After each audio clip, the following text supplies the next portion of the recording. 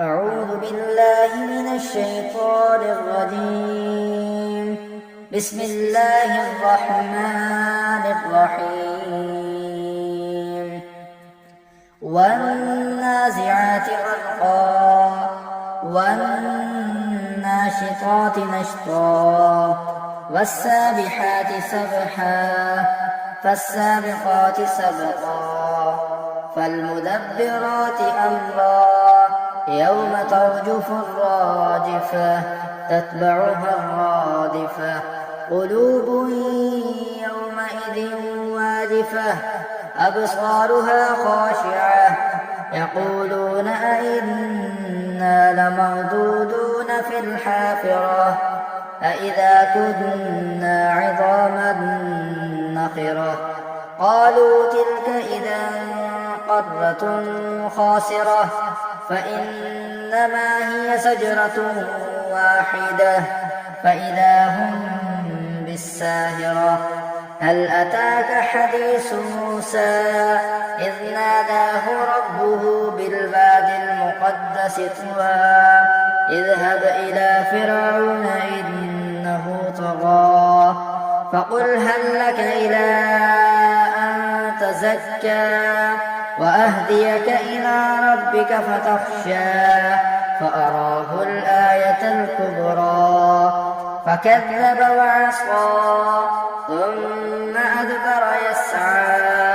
فحشر فنادى فقال أنا ربكم الأعلى فأخذه الله نكال الآخرة والأولى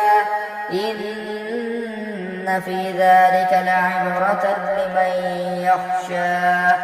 أأنتم أشد خلقا أم السماء بناها رفع سمكها فسواها وأغطش ليلها وأخرج سحاها والأرض بعد ذلك دحاها أخرج منها ماءها ومرعاها والجبال أرساها متاعا لكم ولأنعامكم فإذا جاءت الطامة الكبرى يوم يتذكر الإنسان ما سعى وبرزت الجحيم لمن يرى فأما من طغى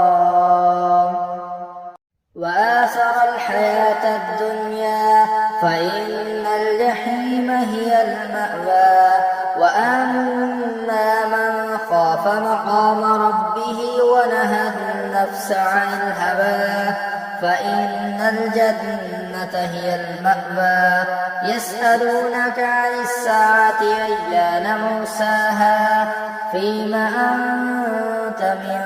ذكراها إلى ربك منتهاها إنما أنت منذر من يخشاها كأنهم يوم يرونها لم يلبثوا إلا عشية أو ضحاها.